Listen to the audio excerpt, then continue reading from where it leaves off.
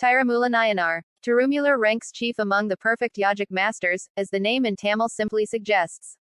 He was saint, seer, poet and a mystic beyond psychic consciousness.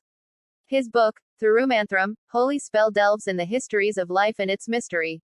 It is understood that he lived between AD 100 and 900.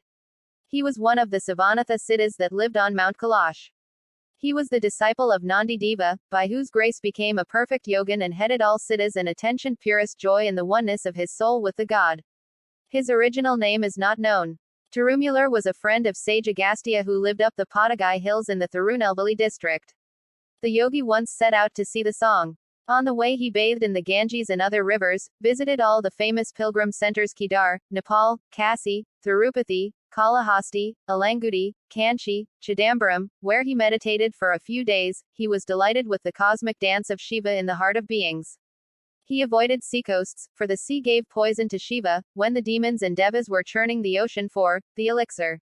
So he traveled along Cauveri bank and reached Tiru, Tiru. There he worshipped the Lord Pasupathi, Shiva, and proceeded to Satanur as a fair green village nourished by the river Cauveri. There was a simple shepherd in the village called Mulan tending cows lovingly and devoting himself to faith in God. He was a pure soul and our Yogin watched him keenly. One day the young shepherd died while tending the cows on the meadow. The cows gathered around his body and shed tears as he had loved them all dearly and entertained them on his lute at leisure. The old Yogin was moved by such universal love and by his yogic powers, leaving his old body behind, transferred his spirit into the body of Mulan. The cows were happy and contented, they grazes and drank and returned to their respective homes after sunset.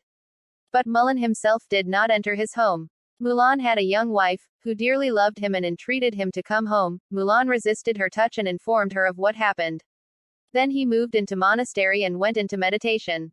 The wife was very upset and convinced the wise men of the village about him, thinking that he was either ill or that he was possessed.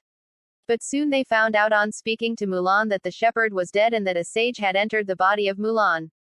He was a missionary and that he must not be disturbed. The head of the monastery stood as guard for him and his wife left him alone. Mulan returned to Tiru, and sat in a superconscious trance under the bo tree west of the temple walls. He wrote all his revelation in quatrains and gave the world, Thirumadiram. Thank you for watching.